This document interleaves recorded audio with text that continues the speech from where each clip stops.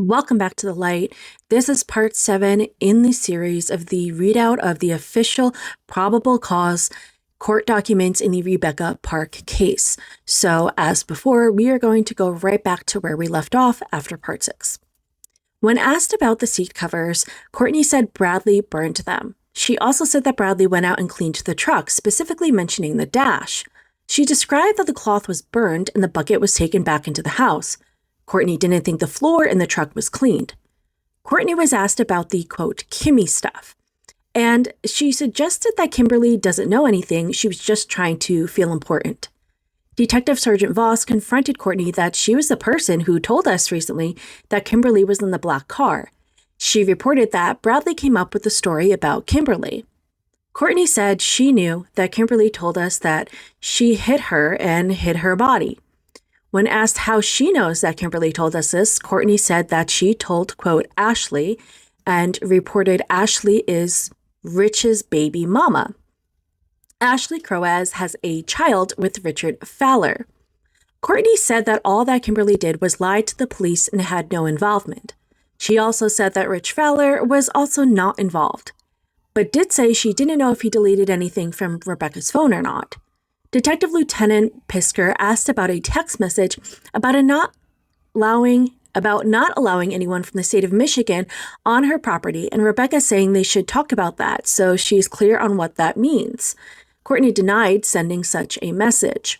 Detective Sergeant Voss asked when she first learned what had actually happened, and she said it was after her body was found. Detective Lieutenant Pisker then pointed out she could have covered herself if she had cooperated on Monday at Mount Pleasant.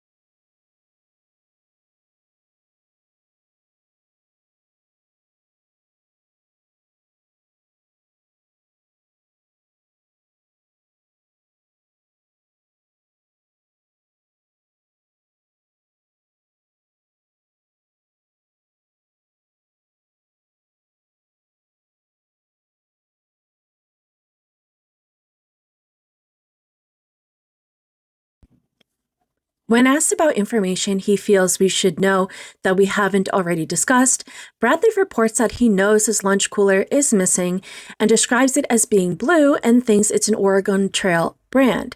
He said it's big enough to hold an 8-pack of pop bottles. His description of the cooler is basically the same as Courtney's. He estimates the cooler has been missing for 2.5 weeks. Bradley is not aware of Courtney counting their garbage bags because of Bentley's use of them. We confront Bradley that she is blaming him for dumping the body and putting the fetus in his lunchbox. It is explained that she is attempting to place the blame on him. Bradley is confronted with a statement he made in his first interview that Rebecca was stabbed. Detective Sergeant Voss asks him about that statement again and how he knows she was stabbed. Detective Lieutenant Pisker pointed out that both he and Courtney have reported on the scalpel and that you don't need to make a stabbing motion with a scalpel to slice someone open. It is pointed out that Courtney said he is threatening her, including in the parking lot prior to them leaving for their interviews on Monday.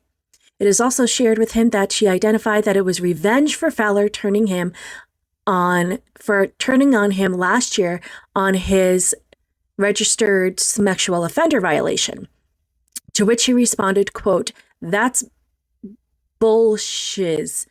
It is explained that what Courtney had said about why the baby was cut out of Rebecca during a revenge murder doesn't make sense. We remind him of the NICU story and her attempts to get custody of Kimberly and Rebecca's children. Bradley begins to tell us, quote, "I am sure Courtney stabbed her because she did have a hunting knife." He reported the case for the knife, went into the trash bin, and thinks it might still be in the bin. He identified that the knife went into the trash at the Cadillac Shores. He reports that Courtney is the one who cut the baby out of Rebecca. He confirms that he witnessed this, and it had taken place right where she is laying out on the trails behind the house. He confirms that is the reason he had told an officer to check the trails behind the house. He reported that he knew Rebecca had a bunch of leaves on her because Courtney buried her in leaves where she was found. Bradley confirmed that a scalpel from the bedroom was used. When he asked if the baby was alive when he was cut out, he responded, quote, "No." He confirmed that it was just the two of them present. When Detective Sergeant Voss asked when she stabbed her, where did she stab her, and Bradley said, quote, "In the truck." When asked what location on Rebecca's body had Courtney stabbed her, he responded he didn't know as he jumped out of the truck. Bradley reported that Rebecca had gotten into the white truck voluntarily. He confirms that the plan to get the Tide Pods was legitimate, and he was unaware that the plan was to stab her. Bradley denied that there was a plan of this. While in the pickup, Bradley said he was driving. Courtney was in the passenger seat and Rebecca was in the middle seat, and claimed not to know what Courtney had told Rebecca to get her into the truck. Initially, Brad was in the house with Brentley, and he said he went outside to get away from everything so he didn't have to worry about Rebecca coming in. He denied getting a phone call from Courtney that they were in the driveway. When he got outside, Courtney and Rebecca were in the Escape, and Courtney had said she blew a tire out on the Escape, so they got in the truck. From here, they get on the trail to the woods because the truck doesn't have a valid plate. Bradley said that Courtney was mad because Rebecca was always bad-mouthing her and wouldn't give her a chance to be a mom. Bradley confirmed that Courtney wanted the baby for herself. Despite Courtney wanting the baby, Bradley said it was unrealistic to expect that Courtney would be allowed to adopt the baby. I'm going to end here, and we will finish this up in part 8. That will be the final part of this reading.